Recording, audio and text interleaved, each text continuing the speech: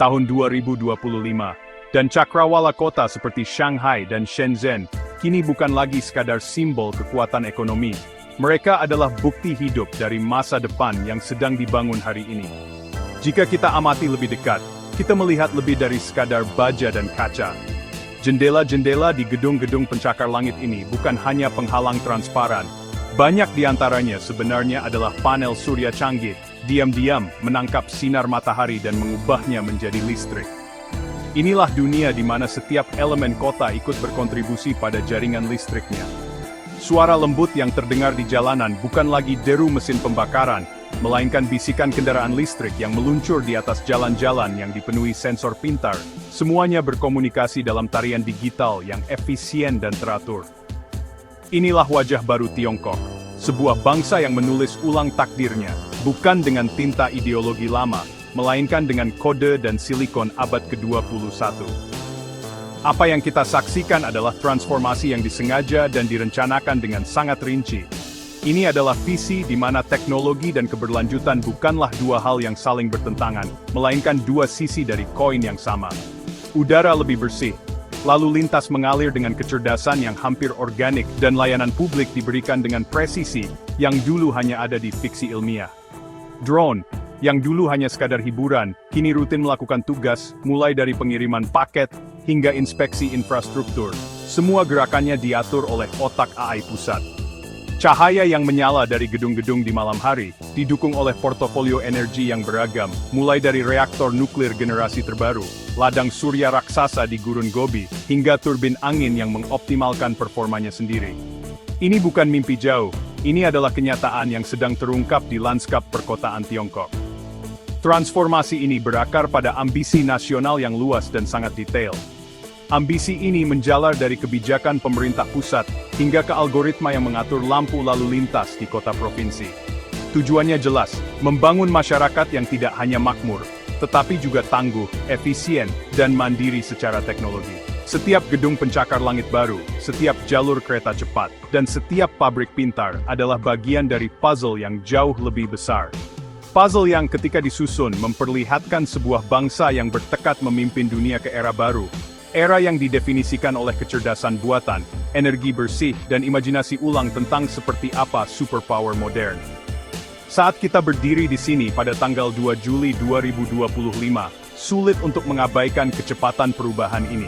Apa yang negara lain perdebatkan di komite dan uji coba dalam skala kecil, Tiongkok langsung terapkan secara nasional. Negara ini bukan hanya mengejar ketertinggalan, mereka sedang merancang fase berikutnya dari perkembangan manusia. Ini adalah kisah bagaimana sebuah bangsa memanfaatkan kehendak kolektifnya untuk beralih dari pabrik dunia menjadi laboratorium dunia. Sebuah narasi tentang ambisi, inovasi, dan dorongan tanpa henti untuk menguasai teknologi yang akan mendefinisikan abad mendatang, menciptakan tatanan dunia baru yang tidak bisa disangkal dan tak terelakkan, made in China. Mesin penggerak perubahan besar-besaran ini punya nama Made in China 2.0. Ini bukan sekadar pembaruan dari pendahulunya, rencana Made in China 2025 yang banyak dibicarakan itu. Ini adalah reinvensi mendasar dari jiwa industri bangsa. Diluncurkan pada pertengahan 2025 oleh Kementerian Industri dan Teknologi Informasi, strategi baru ini melampaui sekadar tujuan untuk memproduksi lebih banyak. Mantra barunya adalah memproduksi dengan lebih cerdas, lebih bersih, dan lebih cepat. Fokusnya kini benar-benar tertuju pada 3 pilar utama teknologi modern, kecerdasan buatan, robotika presisi tinggi, dan, yang paling penting, kemandirian semikonduktor. Ini adalah deklarasi Tiongkok bahwa mereka tidak lagi hanya merakit teknologi dunia, mereka akan menciptakannya. Jika rencana sebelumnya terlihat sebagai kumpulan tujuan terpisah, Made in China 2.0 menekankan sinergi kuat antar sektor. Bayangkan saja, sebuah terobosan teknologi baterai di perusahaan CATL tidak hanya meningkatkan mobil listrik, tapi juga merevolusi penyimpanan energi untuk jaringan listrik nasional. Kemajuan algoritma AI untuk robotika tidak hanya mengotomatisasi lini pabrik, tapi juga meningkatkan presisi robot bedah di rumah sakit dan navigasi truk otonom. Pendekatan terintegrasi ini menciptakan efek berantai, di mana kemajuan di satu bidang menjadi katalis bagi percepatan perkembangan di seluruh ekonomi, membangun raksasa industri yang saling terhubung. Di inti strategi ini, ada dorongan kuat untuk mengakhiri ketergantungan pada teknologi asing, terutama di bidang semikonduktor yang sangat penting. Selama bertahun-tahun, ambisi teknologi Tiongkok terkendala oleh ketergantungan pada chip yang dirancang dan diproduksi di luar negeri. Made in China 2.0 mengucurkan sumber daya yang belum pernah terjadi sebelumnya ke dalam desain dan fabrikasi chip domestik, dengan tujuan menciptakan sistem tertutup di mana perusahaan-perusahaan Tiongkok merancang, membangun, dan menggunakan prosesor canggih mereka sendiri. Pencapaian kemandirian ini dianggap sebagai masalah keamanan nasional dan takdir ekonomi. Cara untuk melindungi negara dari tekanan geopolitik dan mengamankan posisinya di puncak rantai teknologi dunia. Visi akhir dari cetak biru ini adalah mengubah makna dari label Made in China. Targetnya adalah menggeser persepsi global dari produksi massal berbiaya rendah menjadi inovasi teknologi bernilai tinggi. Rencana ini mengorkestrasi upaya nasional untuk menguasai seluruh rantai nilai, mulai dari pemrosesan bahan baku, manufaktur komponen, hingga perakitan akhir sistem kompleks seperti komputer kuantum dan kendaraan otonom. Ini adalah kebijakan industri yang menyeluruh dan terstruktur dari atas ke bawah, dirancang untuk memastikan bahwa generasi teknologi transformatif berikutnya tidak hanya membawa label Made in China, tapi juga benar-benar lahir, dikembangkan, dan disempurnakan di dalam negeri. Lompatan teknologi Tiongkok didorong oleh revolusi energi yang tak kalah ambisius. Negara ini sedang melakukan dekarbonisasi jaringan listrik secara agresif, bukan hanya demi lingkungan, tapi juga sebagai strategi nasional. Pada tahun 2025 saja, Dewan Negara telah menyetujui pembangunan 10 reaktor nuklir generasi keempat yang baru. Ini bukan teknologi lama, mereka adalah mahakarya rekayasa modern, dengan sistem pendingin gas canggih, dan protokol keselamatan otomatis, yang membuatnya lebih aman dan efisien dari sebelumnya. Dengan 31 reaktor yang sedang dibangun, Tiongkok menambah kapasitas nuklir hampir setara dengan gabungan seluruh dunia, menciptakan fondasi tenaga listrik andal dan bebas karbon untuk industri yang haus energi. Di luar nuklir, dominasi Tiongkok di energi terbarukan benar-benar mutlak. Sepanjang 2024, negara ini memasang lebih banyak panel surya dan turbin angin daripada gabungan seluruh dunia.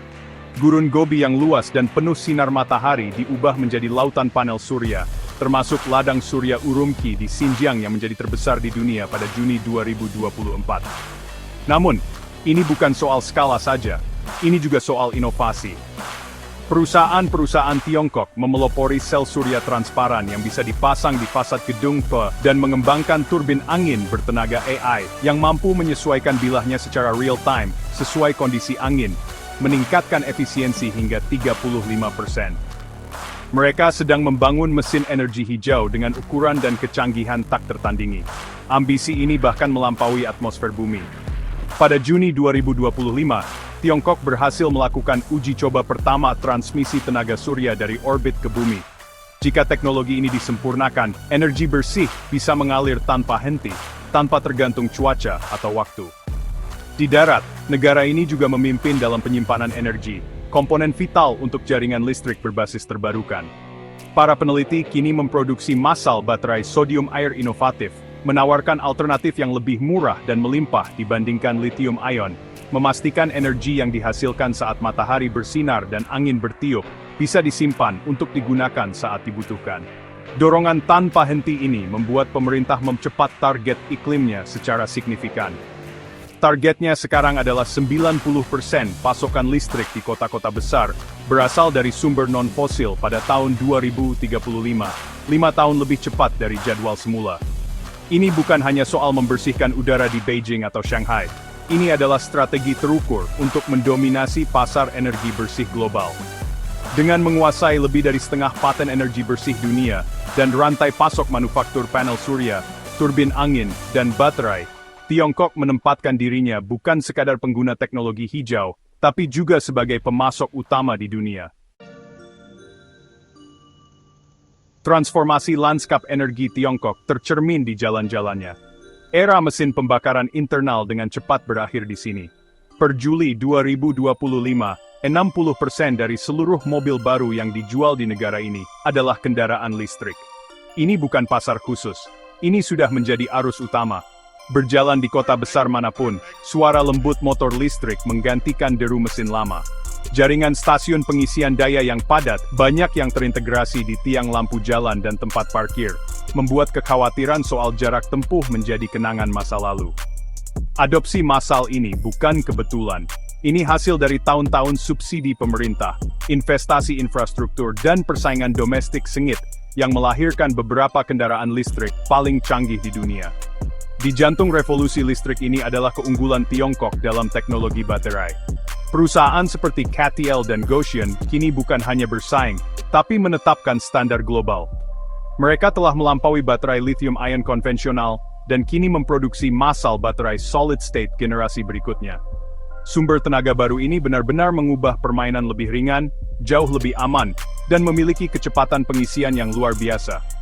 Bayangkan saja, Anda mengisi daya mobil dan mencapai penuh dalam waktu kurang dari 5 menit, secepat mengisi bensin.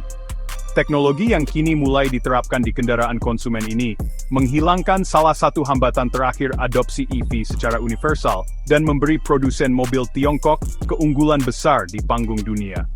Revolusi ini tidak berhenti pada elektrifikasi. Tiongkok secara agresif membangun infrastruktur menuju masa depan tanpa pengemudi. Di kota-kota pelopor seperti Shenzhen, kendaraan otonom level 4 tidak lagi sekadar prototipe percobaan. Mereka sudah menjadi bagian dari sistem transportasi umum. Armada bus tanpa sopir dan robotaksi melintasi lingkungan kota yang kompleks dengan presisi luar biasa, saling berkomunikasi dan juga dengan jalan itu sendiri. Jalan pintar yang dipenuhi sensor dan konektivitas 5G memberikan data real-time ke kendaraan ini, memperingatkan mereka tentang pejalan kaki, kecelakaan, atau kemacetan jauh sebelum terdeteksi oleh sensor on board. Menciptakan ekosistem keamanan dan efisiensi yang belum pernah ada. Sistem mobilitas listrik dan otonom yang terintegrasi ini adalah puncak dari visi strategis Tiongkok. Ia menghubungkan kekuatan nasional di bidang AI, 5G, Big Data, dan manufaktur canggih. Sebuah bus otonom di Shenzhen adalah pusat data bergerak, didukung baterai buatan Tiongkok, dipandu AI buatan Tiongkok, dan berjalan di jaringan 5G buatan Tiongkok. Ini adalah solusi transportasi yang benar-benar terintegrasi secara vertikal, yang tidak hanya disempurnakan di dalam negeri, tapi juga siap diekspor ke dunia. Ini adalah sinyal jelas bahwa masa depan mobilitas global akan sangat dirancang, dibangun, dan didukung oleh Tiongkok. Sementara energi bersih dan kendaraan listrik, Anda tahu, membentuk kembali dunia fisik. Revolusi yang jauh lebih mendalam sebenarnya terjadi di ranah digital Tiongkok. Negara ini membuat kemajuan besar di bidang komputasi kuantum yang esoteris dan kuat. Pada pertengahan Juni 2025, perusahaan Quantum C-Tech meluncurkan SQ Engine 2.0, sebuah sistem komputasi kuantum 1024 qubit yang menakjubkan. Mesin ini bukan hanya keingintahuan laboratorium. Ini sekarang menjadi jantung baru dari jaringan superkomputer nasional, menyediakan daya pemrosesan yang sejujurnya tidak terbayangkan beberapa tahun yang lalu. Ini melampaui superkomputer konvensional, memungkinkan perhitungan yang dapat memecahkan beberapa masalah paling kompleks umat manusia. Aplikasi praktis dari kekuatan kuantum ini sudah diterapkan. Sistem ini digunakan untuk membuat model cuaca yang sangat akurat, mampu memprediksi peristiwa cuaca ekstrem seperti topan dan banjir dengan presisi menit demi menit, yang memungkinkan evakuasi dan respons bencana yang lebih efektif. Dalam bidang kedokteran, sistem ini menjalankan simulasi molekuler kompleks untuk mempercepat pengembangan obat baru untuk kanker dan vaksin baru, secara drastis memperpendek waktu penelitian. Untuk ekonomi, sistem ini mengoptimalkan seluruh jaringan logistik nasional secara real-time, mengalihkan kapal, kereta api, dan truk untuk menghindari kemacetan dan meningkatkan efisiensi pada skala yang tidak mungkin dilakukan dengan komputer klasik. Sejalan dengan ambisi kuantumnya, Tiongkok juga telah mendefinisikan ulang pendekatannya terhadap kecerdasan buatan. Tiongkok secara resmi telah mengadopsi strategi nasional yang disebut AI+, yang memperlakukan AI bukan sebagai industri yang berdiri sendiri, tetapi sebagai infrastruktur dasar, seperti listrik atau internet. Tujuannya di sini adalah untuk mengintegrasikan AI ke dalam setiap industri, mulai dari desain awal produk hingga pengiriman akhirnya. Untuk mempercepat adopsi ini, pemerintah telah mendukung model AI sumber terbuka seperti DeepSeek, yang memungkinkan bahkan usaha kecil dan menengah untuk mengintegrasikan kemampuan AI yang kuat ke dalam operasi mereka, tanpa memerlukan departemen penelitian yang besar, benar-benar mendemokratisasi teknologi canggih di seluruh ekonomi. Serangan ganda dalam kuantum dan AI ini menciptakan umpan balik yang kuat. AI membantu merancang komputer kuantum yang lebih baik dan mengelola operasinya yang kompleks. Sementara komputer kuantum, pada gilirannya, menyediakan daya pemrosesan besar yang dibutuhkan untuk melatih model AI yang lebih canggih dan mumpuni. Sinergi ini membentuk dasar kedaulatan teknologi Tiongkok. Dengan membangun keunggulan yang tak terbantahkan dalam teknologi dasar ini, Tiongkok memastikan bahwa Tiongkok mengendalikan otak ekonomi abad ke-21, memposisikan dirinya sebagai pusat utama untuk gelombang inovasi digital berikutnya yang akan, menyapu seluruh dunia. Ambisi Tiongkok tidak hanya terbatas pada daratan dan lautan. Kini ambisi itu meluas dengan pasti ke langit. Program luar angkasa negara ini sedang mengalami perluasan yang cepat dan strategis, berfokus pada pembangunan infrastruktur penting untuk masa depan yang terhubung secara global. Pada tanggal 1 Juli 2025, sebuah aset baru yang krusial mulai beroperasi, Liaowang 1, sebuah pesawat ruang angkasa khusus yang dirancang untuk melayani dan merawat satelit di orbit. Kapal ini berfungsi sebagai kombinasi kapal tunda, stasiun pengisian bahan bakar, dan bengkel untuk konstelasi Tiongkok yang terus berkembang, memungkinkan negara itu mempertahankan kehadiran jangka panjang yang tangguh di luar angkasa, dan memastikan aset orbitnya tetap beroperasi dan aman. Kapal pendukung ini sangat penting karena Tiongkok sedang dalam proses menyebarkan jaringan satelit luas yang akan menyelimuti seluruh dunia. Rencananya adalah meluncurkan 13.000 satelit kecil yang menakjubkan selama dekade berikutnya. Mega konstelasi ini dirancang untuk melayani berbagai tujuan. Terutama, ini akan menjadi tulang punggung jaringan komunikasi 6G global, menawarkan kecepatan dan konektivitas jauh melampaui 5G saat ini. Ini juga akan membangun internet kuantum yang aman, memungkinkan komunikasi yang secara teoritis tidak dapat diretas. Selain itu, jaringan ini akan menyediakan pengamatan bumi berpresisi tinggi, memantau perubahan iklim, hasil pertanian, dan bencana alam dengan detail yang belum pernah ada sebelumnya. Tujuan kemanusiaan dan strategis utama dari infrastruktur berbasis ruang angkasa ini adalah untuk mencapai konektivitas universal. Terlalu lama, daerah-daerah terpencil dan terjal di Tiongkok, seperti desa-desa pegunungan di Tibet dan gurun-gurun luas di Xinjiang, tertinggal dalam revolusi digital. Jaringan satelit ini bertujuan untuk mengubahnya. Pemerintah telah menetapkan target agresif untuk menyediakan akses internet berkecepatan tinggi ke setiap desa terpencil pada tahun 2027. Ini tidak hanya akan membawa peluang ekonomi dan pendidikan bagi komunitas-komunitas ini, tetapi juga akan sepenuhnya mengintegrasikan mereka ke dalam jaringan data nasional, memperkuat tata kelola dan kontrol pusat. Pada akhirnya, dorongan Tiongkok ke luar angkasa adalah tentang mengamankan posisi strategis yang tinggi untuk abad ke-21.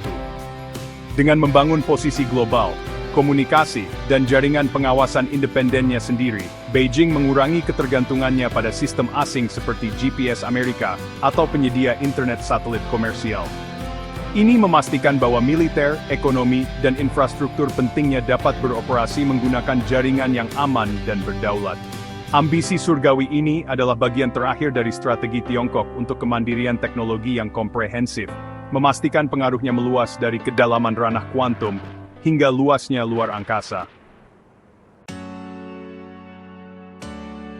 Kecanggihan teknologi yang mengubah industri dan infrastruktur Tiongkok kini diarahkan ke dalam, berfokus pada salah satu bidang kehidupan manusia yang paling pribadi dan penting, kesehatan.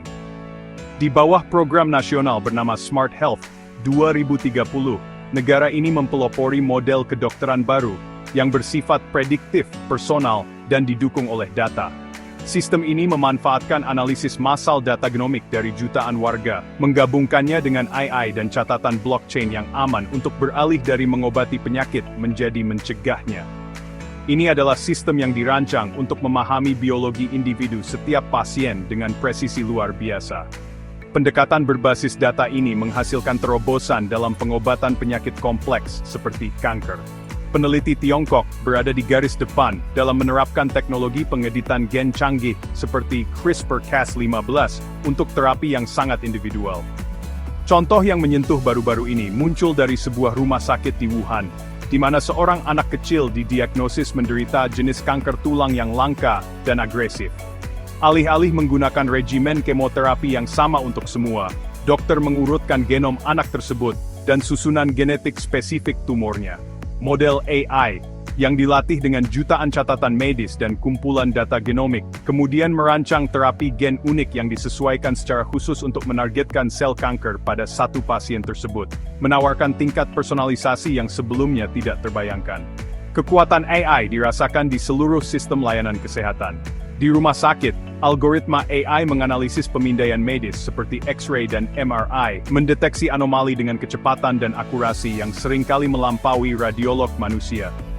Ini tidak hanya mempercepat diagnosis, tetapi juga mendeteksi penyakit lebih awal, saat penyakit tersebut paling mudah diobati.